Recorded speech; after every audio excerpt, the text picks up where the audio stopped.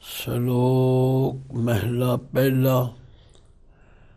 ਪੜ੍ਹ ਪੜ੍ਹ ਗੱਡੀ ਲੱਦੀ ਹੈ, ਪੜ੍ਹ ਪੜ੍ਹ ਭਰੀਆਂ ਸਾਥ, ਪੜ੍ਹ ਪੜ੍ਹ ਬੇੜੀ ਪਾਈ ਹੈ, ਪੜ੍ਹ ਪੜ੍ਹ ਗੱਡੀਆਂ ਖਾਤ, ਪੜ੍ਹੀਆਂ ਜੇਤੇ ਬਰਸ ਬਰਸ, ਪੜ੍ਹੀਆਂ ਜੇਤੇ ਮਾਸ, ਪੜ੍ਹੀਆਂ ਜੇਤੀ ਆਰਜਾ, ਪੜ੍ਹੀਆਂ ਜੇਤੇ ਸਾਸ।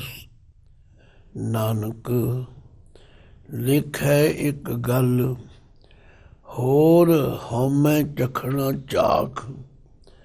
ਮਹਿਲਾ ਪਹਿਲਾ। ਲਿਖ ਲਿਖ ਪੜ੍ਹਿਆ ਤੇਤਾ ਕੜਿਆ, ਬਹੁ ਤੀਰਥ ਭਵਿਆ ਤੇ ਤੋ ਲਵਿਆ। ਬਹੁ ਭੇਖ ਕੀਆ ਦੇਹੀ ਦੁਖ ਦੀਆ, ਸੋਵੇ ਜੀਆ ਆਪਣਾ ਕੀਆ। ਅੰਨ ਨ ਖਾਇਆ ਸਾਧ ਗਵਾਇਆ, ਬਹੁ ਦੁਖ ਪਾਇਆ ਦੂਜਾ ਭਾਇਆ। ਬਸਤਰ ਨਾ ਪਹਿਰੈ ਐਨਿਸ ਕਹਿਰੈ, ਮੋਹਨ ਵਿਗੂਤਾ ਕਿਉ ਜਾਗੈ ਗੁਰ ਬਿਨ ਸੂਤਾ। ਪਗ ਉਪੇ ਤਾਣਾ ਆਪਣਾ ਕੀਆ ਕਮਾਣਾ, ਅਲ ਮਲ ਖਾਈ ਸਿਰ ਛਾਈ ਪਾਈ। ਮੂਰਖ ਅੰਧੇ ਪਤ ਗਵਾਈ, ਵਿਣ ਨਾਵੇਂ ਕਿਛ ਥਾਏ ਨ ਪਾਈ। ਰਹਿ ਬੇਬਾਣੀ ਮੜੀ ਮਿਸਾਣੀ, ਅੰਧ ਨ ਜਾਣੈ ਫਿਰ ਪਛਤਾਣੀ। ਸਤਿਗੁਰ ਭੇਟੇ ਸੋ ਸੁਖ ਪਾਏ, ਹਰ ਕਾ ਨਾਮ ਮਨ ਵਸਾਏ। ਨਾਨਕ ਨਦਰ ਕਰੇ ਤੋ ਪਾਏ, ਆਸ ਅੰਧੇਤੇ ਤੇਨੇ ਕੇਵਲ। ਹਉਮੈ ਸ਼ਬਦ ਜਲਾਏ। ਪੌੜੀ। ਭਗਤ ਤੇਰੇ ਮਨ ਭਾਵੰਦੇ, ਦਰਸੋਹਨ ਕੀਰਤ ਗਾਵੰਦੇ। ਨਾਨਕ ਕਰਮਾਂ ਬਾਹਰੇ, ਦਰ ਢੋ ਨ ਲੈਨੀ ਧਾਵੰਦੇ। ਇੱਕ ਮੂਲ ਨ ਬੁੱਝਣੇ ਆਪਣਾ, ਅਣਹੋਂਦਾ ਆਪ ਗਣਾਇੰਦੇ। ਹਉ ਢਾਡੀ ਕਾ ਨੀਚ ਜਾਤ, ਹੋਰ ਉੱਤਮ ਜਾਤ ਸਦਾਇੰਦੇ। ਤਿੰਨ ਮੰਗਾਂ ਜੇ ਤੁਝੇ ਧਿਆਇੰਦੇ। ਵਾਹਿਗੁਰੂ ਜੀ ਕਾ ਖਾਲਸਾ, ਵਾਹਿਗੁਰੂ ਜੀ ਕੀ ਫਤਿਹ। ਗੁਰੂ ਸਵਾਰੀ ਸਾਧ ਸੰਗਤ, ਗੁਰੂ ਪਾਤਸ਼ਾਹ ਜੀ ਦਾ ਉਪਦੇਸ਼ ਕਰਨ ਦਾ ਤਰੀਕਾ ਬਹੁਤ ਉੱਤਮ ਅਤੇ ਸ੍ਰੇਸ਼ਟ ਹੈ। ਪਹਿਲੀਆਂ ਪੰਗਤੀਆਂ ਵਿੱਚ ਉਹਨਾਂ ਕੰਮਾਂ ਦਾ ਜ਼ਿਕਰ ਕਰਦੇ ਨੇ ਜਿਨ੍ਹਾਂ ਵਿੱਚ ਲੋਕ ਆਮ ਲੱਗੇ ਹੋਏ, ਖਚਤ ਹੋਏ ਹੋਏ। ਤੇ ਅਖੀਰਲੀ ਪੰਗਤੀ ਵਿੱਚ ਮਹਾਰਾਜ ਫਿਰ ਆਪਣਾ ਫੈਸਲਾ ਦਿੰਦੇ ਨੇ। ਇਹ ਸਾਡੇ ਵਾਸਤੇ ਬੜੀ ਸਹੂਲਤ ਵਾਲੀ ਗੱਲ ਹੈ ਕਿ ਸਾਨੂੰ ਬਹੁਤੇ ਧਰਮਾਂ ਦਾ ਅਧਿਐਨ ਕਰਨ ਦੀ ਲੋੜ ਨਹੀਂ, ਕਿਉਂਕਿ ਗੁਰੂ ਪਾਤਸ਼ਾਹ ਨੇ ਖੋਜਤ ਤਤ ਵਿਚਾਰਿਓ, ਦਾਸ ਗੋਬਿੰਦ ਪਰਾਏ। ਇਹ ਮਹਾਰਾਜ ਦੀ ਕਿਰਪਾ ਕਿ ਉਹਨਾਂ ਨੇ ਆਪਣੇ ਪੈਰੋਕਾਰਾਂ ਨੂੰ, ਆਪਣੇ ਸਿੱਖਾਂ ਨੂੰ ਉਹਨਾਂ ਕਰਮਾਂ 'ਤੇ ਪੈਣ ਤੋਂ ਰੋਕਿਆ ਜਿਨ੍ਹਾਂ ਕਰਮਾਂ ਦੇ ਕਰਨ ਦਾ ਕੋਈ ਫਾਇਦਾ ਨਹੀਂ। ਉਹਨਾਂ ਨੇ ਇਸ ਪਾਵਨ ਸ਼ਲੋਕ ਫਰਮਾਇਆ ਵੀ ਪੜ੍ਹਨਾ ਮਾੜਾ ਨਹੀਂ, ਪਰ ਨਾਲ ਹੀ ਕਹਿਤਾ ਪੜ੍ਹਿਆ ਨਾਹੀਂ ਭੇਦ ਬੁੱਝੇ ਪਾਵਨ। ਨਿਰਾ ਪੜ੍ਹੀ ਜਾਣਾ ਤੇ ਪੜ੍ਹੀ ਜਾਣ ਦੇ ਵਿੱਚ ਆਪਣਾ ਸਾਰਾ ਜੀਵਨ ਬਤੀਤ ਕਰਦੇ ਨੇ ਤੇ ਫਿਰ ਪੜ੍ਹੇ ਹੋਏ ਦੇ ਅਹੰਕਾਰ ਵਿੱਚ ਦੱਬੇ ਜਾਣ। ਗੁਰੂ ਨਾਨਕ ਪਾਤਸ਼ਾਹ ਨੇ ਫਰਮਾਇਆ ਪੜ੍ਹ ਪੜ੍ਹ ਗੱਡੀ ਲੱਦੀ ਹੈ। ਹੁਣ ਇਹਨੂੰ ਪੜ੍ਹ ਪੜ੍ਹ ਨਹੀਂ ਕਹਿਣਾ, ਪੜ੍ਹ ਪੜ੍ਹ ਕਹਿਣਾ।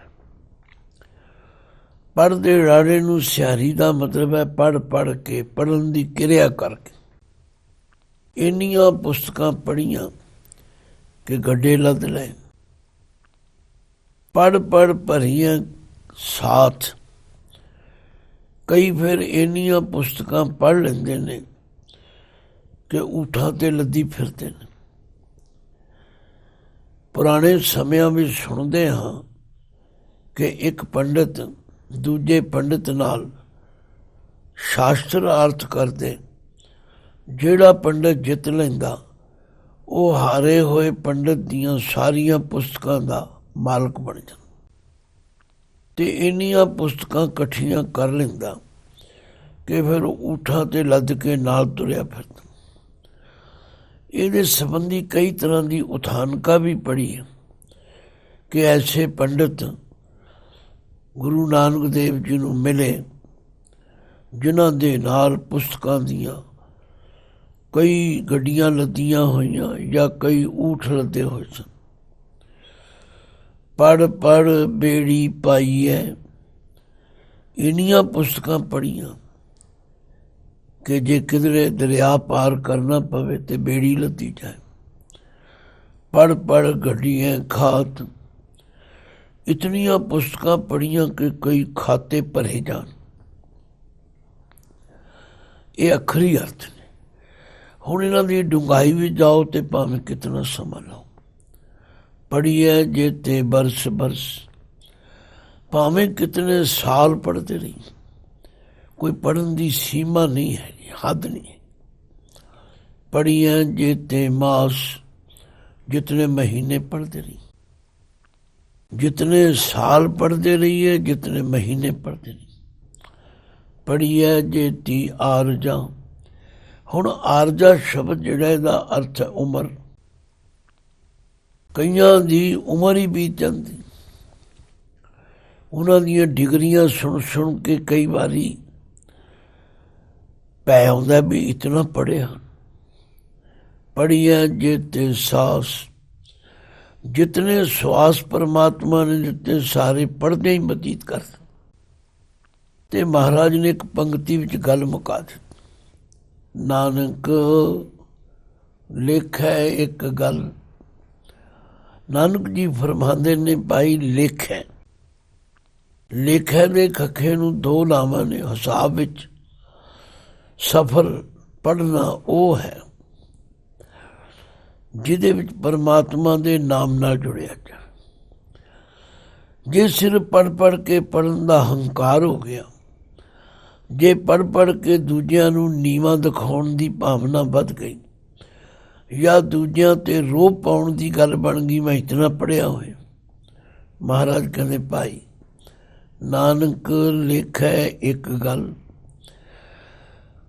ਲੇਖੈ ਇੱਕ ਗੱਲ ਇਹ ਆਮ ਮੁਹਾਵਰਾ ਹੈ ਬਈ ਸਾਰੀਆਂ ਗੱਲਾਂ ਦਾ ਨਿਚੋੜ ਤੇ ਇਹ ਹੈ ਬਈ ਜੇ ਤੇ ਜੀਵਨ ਵਿੱਚ ਕੋਈ ਪਰਿਵਰਤਨ ਆਇਆ, ਜੇ ਤੇ ਜੀਵਨ ਵਿੱਚ ਜੀਵਨ ਦੇ ਮਕਸਦ ਦੀ ਕੋਈ ਸਮਝ ਆ ਗਈ, ਫਿਰ ਤੇ ਪੜ੍ਹਨਾ ਲੇਖੇ ਵਿੱਚ ਹੈ। ਨਹੀਂ ਤੇ ਹੋਰ ਹਉਮੈ ਚਖਣਾ ਝਾਖ। ਹੋਰ ਸਾਰਾ ਪੜ੍ਹਨਾ ਤੇ ਪੜ੍ਹੇ ਦਾ ਅਪਮਾਨ ਕਰਨਾ, ਇਹ ਹਉਮੈ ਅਹੰਕਾਰ ਵਿੱਚ ਚਖਾ ਮਾਰਨੀਆਂ।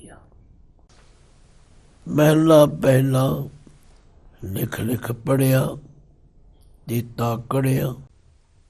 ਦੇਖਣ ਵਿੱਚ ਆਇਆ ਕਿ ਜਿਤਨਾ ਮਨੁੱਖ ਜ਼ਿਆਦਾ ਪੜ੍ਹ ਜਾਂਦਾ ਓਨਾ ਹੀ ਉਸ ਨੂੰ ਅਹੰਕਾਰ ਹੋ ਜਾਂਦਾ। ਇਹ ਵੀ ਗੱਲ 16 ਨੇ ਸੱਚ ਹੈ।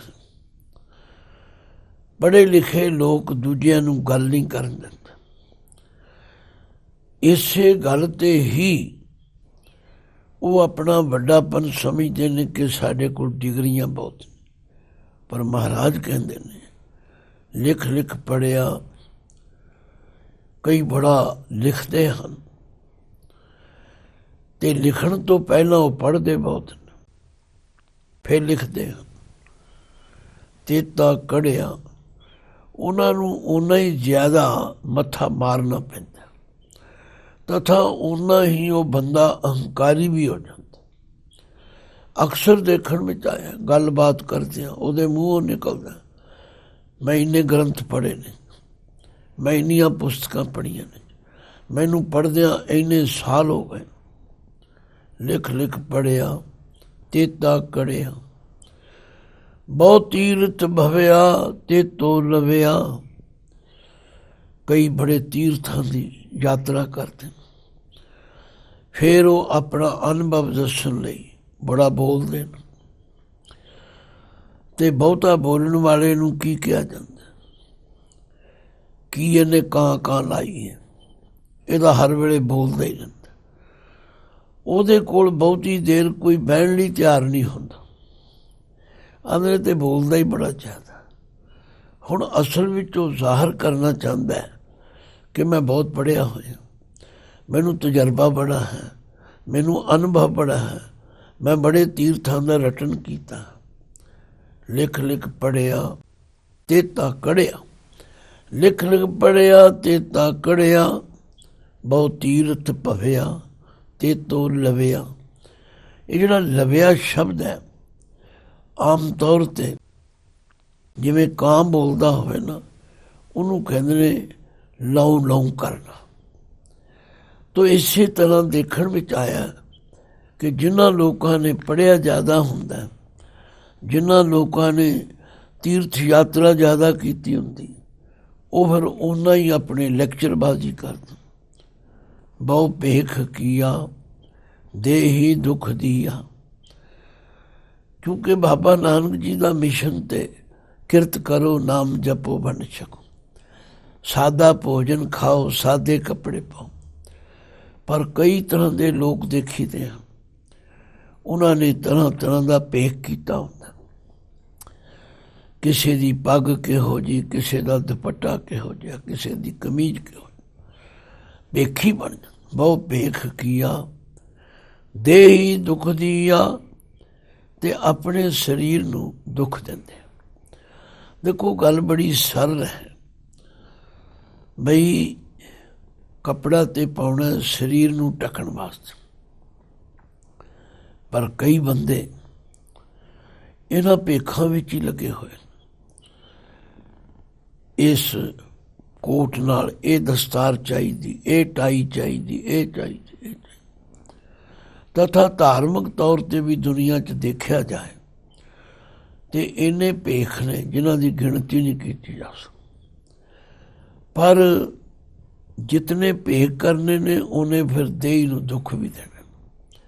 ਦਿਖਾਵਾ ਕਰਨ ਵਾਸਤੇ ਉਹਨਾਂ ਨੂੰ ਬੜਾ ਕੁਛ ਕਰਨਾ ਪੈਂਦਾ। ਮਹਾਰਾਜ ਕਹਿੰਦੇ ਨੇ 100 ਵੇ ਜੀਆ ਆਪਣਾ ਕੀਆ।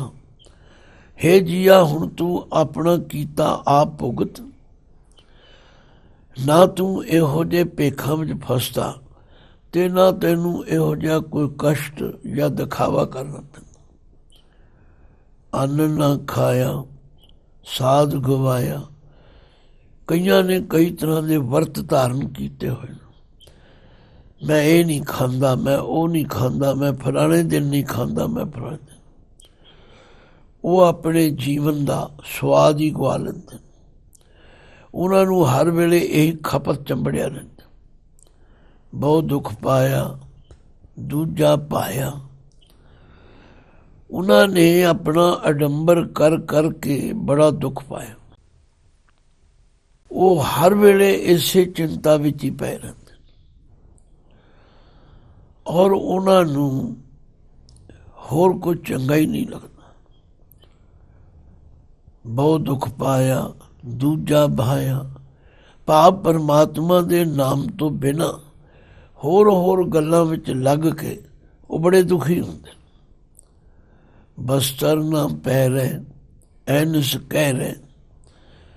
ਕਈ ਜਿਹੜੇ ਨੇ ਕੱਪੜੇ ਨਹੀਂ ਪਾਉਂਦੇ, ਉਹ ਦਿਗੰਬਰ ਹੋ ਗਏ ਨੇ, ਨੰਗੇ ਪਿੰਡੇ ਰਹਿੰਦੇ ਨੇ। ਹੁਣ ਸਾਧ ਸੰਗਤ ਸਰੀਰ ਤੇ ਸਰੀਰ ਹੈ, ਇਹਨੂੰ ਸਰਦੀ ਵੀ ਲੱਗਣੀ ਹੈ, ਗਰਮੀ ਵੀ ਲੱਗਣੀ, ਪਰ ਉਹਨਾਂ ਨੇ ਇਹ ਇੱਕ ਭੇਖ ਧਾਰਨ ਕਰ ਲਿਆ। ਅਸੀਂ ਕਿਸੇ ਨੂੰ ਚੰਗਾ ਮੰਦਾ ਨਹੀਂ ਕਹਿੰਦੇ, ਪਰ ਜੋ ਬਾਬਾ ਜੀ ਨੇ ਕਿਹਾ ਹੈ ਉਹਦਾ ਮਤਲਬ ਸਮਝੀ। ਬਈ ਮੈਂ ਕੱਪੜੇ ਨਹੀਂ ਪਾਉਂਦਾ, ਐਨਸ ਕਹਿ ਰਹੇ, ਦਿਨੇ ਰਾਤੀ ਸਰੀਰ ਤੇ ਦੁੱਖ ਸਹਿਨ ਕਰਦੇ। ਮੋਨ ਵਿਗੂਤਾ, ਕਈ ਮੋਨ ਵਿਗੂਤਾ ਚੁੱਪ ਰਹਿਣ ਵਾਲੇ ਮੋਨਧਾਰੀ ਬਣ ਗਏ। ਇਹ ਵੀ ਆਪਣੇ ਆਪ ਨੂੰ ਜ਼ਿੰਦਗੀ ਦੇ ਰਾਹ ਤੋਂ ਭਟਕਾਉਣ ਵਾਲੀ ਗੱਲ। ਬਾਬਾ ਜੀ ਕਹਿੰਦੇ ਨੇ ਬੋਲਣ ਵੇਲੇ ਬੋਲੋ, ਪਰ ਸਗਲ ਬੋਲਣ ਕੇ ਮਾਹੇ ਵਿਚਾਰ। ਪਹਿਨਣ ਲਈ ਪਹਿਨੋ, ਪਰ ਐਸਾ ਨਾ ਪਹਿਨੋ ਜਿਸ ਤੇ ਪਹਿਨਣ ਨਾਲ ਸਰੀਰ ਪੀੜਤ ਹੋਵੇ, ਮਨ ਵਿਕਾਰੀ ਹੋਵੇ। ਮਹਾਰਾਜ ਕਹਿੰਦੇ ਵੀ ਖੱਜਲ ਹੋਣ ਵਾਲਾ ਕੰਮ ਕਿਉਂ ਜਾਗੈ। ਇਹੋ ਜਿਹੇ ਬੰਦਿਆਂ ਨੂੰ ਹੋਸ਼ ਕਿਵੇਂ ਆ ਸਕਦੀ, ਉਹਨਾਂ ਨੂੰ ਸਮਝ ਕਿਵੇਂ ਆ ਸਕਦੀ। ਕਿਉਂ ਜਾਗੈ ਗੁਰ ਬਿਨ ਸੂਤਾ, ਗੁਰੂ ਦੇ ਉਪਦੇਸ਼ ਨੂੰ ਧਾਰਨ ਕਰਨ ਤੋਂ ਬਿਨਾਂ, ਗੁਰੂ ਦੇ ਦੱਸੇ ਰਾਹ ਤੇ ਚੱਲਣ ਤੋਂ ਬਿਨਾਂ ਉਹ ਸੁੱਤੇ ਹੋਏ ਕਦੇ ਜਾਗ ਹੀ ਨਹੀਂ ਸਨ। ਹੁਣ ਹੋਰ ਮਿਸਾਲਾਂ ਦਿੱਤੀਆਂ ਨੇ ਵੀ ਸੁੱਤੇ ਹੋਏ ਕੀ ਕਰਦੇ ਨੇ। ਪੱਗ ਉੱਪੇ ਤਾਣਾ, ਕਈ ਪੈਰਾਂ ਵਿੱਚ ਜੁੱਤੀ ਨਹੀਂ ਪਾਉਂਦੇ, ਨੰਗੇ ਪੈਰ ਤੁਰੇ ਫਿਰਦੇ। ਆਖਰ ਜੁੱਤੀ ਕਿਉਂ ਪਾਈ ਜਾਂਦੀ ਵੀ ਪੈਰਾਂ ਨੂੰ ਕੋਈ ਕੰਡਾ ਕੁੰਡਾ ਨਾ ਚੁੱਭੇ, ਕੋਈ ਕੱਚ ਨਾ ਵੱਜ ਜਾਏ। ਪਰ ਜਿਹਨਾਂ ਨੇ ਇਹ ਧਾਰਨ ਕਰ ਲਿਆ ਕਿ ਅਸੀਂ ਜੁੱਤੀ ਪਾਉਣੀ ਨਹੀਂ, ਫਿਰ ਉਹਦਾ ਹੰਕਾਰ ਕਰਨਗੇ। ਮੈਨੂੰ ਇੰਨੇ ਸਾਲ ਹੋ ਗਏ ਜੀ ਮੈਂ ਜੁੱਤੀ ਨਹੀਂ ਪਾਈ, ਫਿਰ ਕੀ ਹੋਇਆ ਭਾਈ। ਪੱਗ ਉੱਪੇ ਤਾਣਾ, ਆਪਣਾ ਕੀਆ ਕਮਾਣਾ। ਬਾਬਾ ਜੀ ਕਹਿੰਦੇ ਭਾਈ ਆਪਣੇ ਕੀਤੇ ਦਾ ਫਲ ਪਾਓ, ਕੰਡੇ ਚਬਾਓ, ਠੰਡ ਨਾਲ ਠਰੋ, ਜੁੱਤੀ ਨਾ ਪਾਓ, ਤੁਹਾਡੀ ਮਰਜ਼ੀ ਹੈ। ਫਿਰ ਆਲਮ ਅਲ ਖਾਈ, ਸਿਰ ਛਾਈ ਪਾਈ। ਕਈਆਂ ਨੇ ਐਸਾ ਜੀਵਨ ਧਾਰਨ ਕੀਤਾ ਕਿਉਂਕਿ ਇਹ ਸਾਰਾ ਕੁਝ ਜਿਹੜੇ ਅਕੋਰੀ ਲੋਕ ਨੇ ਉਹਨਾਂ ਦੇ ਖਾਣ ਪੀਣ ਦੀ ਬਾਤ ਸੁਣ ਕੇ ਵੇਖ ਕੇ ਨਫ਼ਰਤ, ਪਰ ਉਹ ਇਸੇ ਨੂੰ ਹੀ ਆਪਣਾ ਧਰਮ ਸਮਝੀ ਬੈਠੇ। ਸਿਰ ਛਾਈ ਪਾਈ, ਇਹ ਉਹ ਕੰਮ ਕੀਤੇ ਨੇ ਜਿਨ੍ਹਾਂ ਦੇ ਕਰਨ ਨਾਲ ਸਵਾਏ ਸਿਰ ਵਿੱਚ ਸੁਆਹ ਪਾਉਣ ਤੋਂ ਹੋਰ ਕੁਝ ਵੀ ਨਹੀਂ। ਮੂਰਖ ਅੰਧੇ ਪਤ ਗਵਾਈ, ਇਹੋ ਜਿਹੇ ਮੂਰਖਾਂ ਨੇ ਮੂਰਖ ਪੁਣੇ ਵਿੱਚ, ਅੰਧ ਪੁਣੇ ਵਿੱਚ ਆਪਣੀ ਪੱਤ ਗਵਾਈ, ਆਪਣੀ ਇੱਜ਼ਤ ਗਵਾ ਲਈ। ਲਓ ਪਾਤਸ਼ਾਹ ਅਖੀਰ 'ਚ ਫੈਸਲਾ ਕਰ, ਬਿਨ ਨਾਮੇ ਕਿਤ ਥਾਏ ਨਾ ਪਾਈ। ਬਿਨਾਂ ਪਰਮੇਸ਼ਵਰ ਦੇ ਨਾਮ ਜਪੇ ਤੋਂ ਉਹਨਾਂ ਨੂੰ ਕਿਧਰੇ ਵੀ ਥਾਂ ਨਹੀਂ ਮਿਲਦੀ। ਰਹਿ ਬੇਬਾਣੀ ਮੜੀ ਮਸਾਣੀ, ਕਈ ਜੰਗਲ ਬਿਆਬਾਨਾਂ ਵਿੱਚ ਰਹਿੰਦੇ, ਕਈ ਮੜੀਆਂ ਤੇ ਮਸਾਣਾਂ ਵਿੱਚ ਆਪਣੇ ਡੇਰੇ ਲਾਈ ਬੈਠੇ। ਅੰਧ ਨਾ ਜਾਣੇ ਫਿਰ ਪਛਤਾਣੀ। ਇਸ ਤਰ੍ਹਾਂ ਆਪਣਾ ਸਾਰਾ ਜੀਵਨ ਹੋਰ ਗੱਲਾਂ ਵਿੱਚ ਬਤੀਤ ਕਰ ਦਿੰਦੇ ਨੇ, ਫਿਰ ਪਛਤਾਉਂਦੇ ਨੇ। ਸਤਿਗੁਰ ਭੇਟੇ ਸੋ ਸੁਖ ਪਾਏ। ਭਾਈ ਜਿਹੜਾ ਸਤਿਗੁਰੂ ਦੀ ਸੰਗਤ ਵਿੱਚ ਆ ਕੇ ਸਤਿਗੁਰੂ ਦੇ ਦੱਸੇ ਰਾਹ ਤੇ ਚੱਲੇ, ਉਹ ਜੀਵਨ ਦੇ ਅੰਦਰ ਉਹ ਸੱਚੇ ਸੁੱਖ ਨੂੰ ਪ੍ਰਾਪਤ ਕਰਦਾ।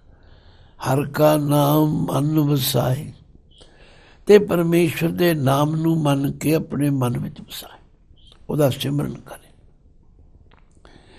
ਕਿਤਨਾ ਸਰਲ ਸੌਖਾ ਮਾਰਗ, ਨਾਨਕ ਨਦਰ ਕਰੇ ਤੋ ਪਾਏ।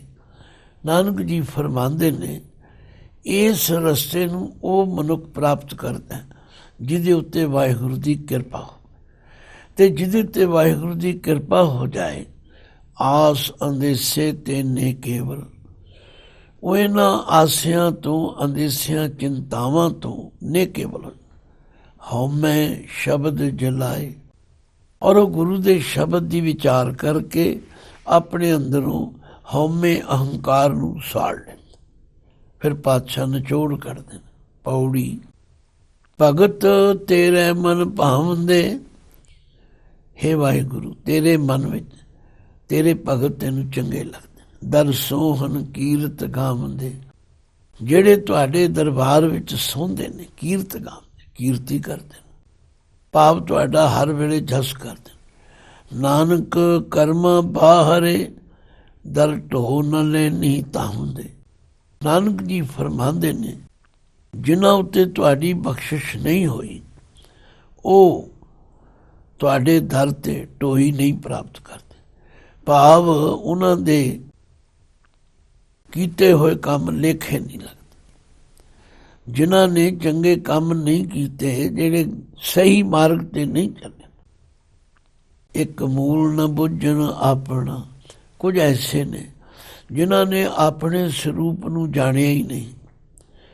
ਅਣਹੋਂਦਾ ਆਪ ਗਣਾਏਂਦੇ, ਤੇ ਐਵੇਂ ਅਹੰਕਾਰੀ ਬਣੇ ਹੋਏ ਆਪਣੇ ਆਪ ਨੂੰ ਵੱਡਾ ਕਹਾਉਂਦੇ ਹਨ। ਅਖੀਰ 'ਚ ਮਹਾਰਾਜ ਕਹਿੰਦੇ ਹੁਣ ਢਾਡੀ ਕਾ ਨੀਚ ਜਾਤ, ਮੈਂ ਤੇ ਤੇਰੇ ਦਰ ਦਾ ਕੀਰਤਨੀਆ ਹਾਂ, ਤੇਰਾ ਜਸ ਗਾਉਣ ਵਾਲਾ ਢਾਡੀ ਹਾਂ, ਮੈਨੂੰ ਕਿਸੇ ਉੱਚੀ ਜਾਤ ਨਾਲ ਵਾਸਤਾ ਨਹੀਂ। ਹੋਰ ਉੱਤਮ ਜਾਤ ਸਦਾਇਂਦੇ, ਕਿਉਂਕਿ ਬਾਬੇ ਦੇ ਵਿਚਾਰ ਵਿੱਚ ਜਾਣੋ ਜੋਤ ਨਾ ਪੁੱਛੋ ਜਾਤੀ, ਫੱਕੜ ਜਾਤੀ ਫੱਕੜ ਨਾਉ, ਸਭਨਾ ਜੀਆਂ ਇੱਕਾ ਛਾਉ। ਹਉ ਢਾਡੀ ਕਾ ਨੀਚ ਜਾਤ, ਹੋਰ ਉੱਤਮ ਜਾਤ ਸਦਾਇਂਦੇ, ਤਿੰਨ ਮੰਗਾਂ ਜੇ ਤੁਝੇ ਤੇ ਆਇਂਦੇ। ਹੇ ਵਾਹਿਗੁਰੂ, ਮੈਂ ਤੇ ਤੁਹਾਡੇ ਕੋਲੋਂ ਉਹਨਾਂ ਦੀ ਸੰਗਤ ਮੰਗਦਾ ਹਾਂ, ਉਹਨਾਂ ਦਾ ਸਾਥ ਚਾਹੁੰਦਾ ਹਾਂ ਜਿਹੜੇ ਤੁਹਾਨੂੰ ਧਿਆਉਂਦੇ ਹਨ, ਅਤੇ ਉਹਨਾਂ ਦੀ ਸੰਗਤ 'ਚ ਰਹਿ ਕੇ ਮੈਂ ਵੀ ਤੁਹਾਨੂੰ ਧਿਆਉਂਦਾ। ਤੋ ਗੁਰੂ ਪਾਤਸ਼ਾਹ ਨੇ ਸਾਰਾ ਕੁਝ ਵਰਣਨ ਕਰਕੇ ਅਖੀਰ ਵਿੱਚ ਇੱਕ ਦੋ ਪੰਕਤੀਆਂ ਵਿੱਚ ਆਪਣਾ ਤੱਤ ਵਿਚਾਰ ਸਾਡੀ ਝੋਲੀ ਵਿੱਚ ਪਾਇਆ। ਗੁਰੂ ਕੇ ਸਿੱਖਾਂ ਨੂੰ ਉਸ 'ਤੇ ਧਾਰਨੀ ਹੋ ਕੇ ਆਪਣਾ ਜੀਵਨ ਸਫਲ ਕਰਨਾ ਲੋੜੀਂਦਾ। ਵਾਹਿਗੁਰੂ ਜੀ ਕਾ ਖਾਲਸਾ, ਵਾਹਿਗੁਰੂ ਜੀ ਕੀ ਫਤਿਹ।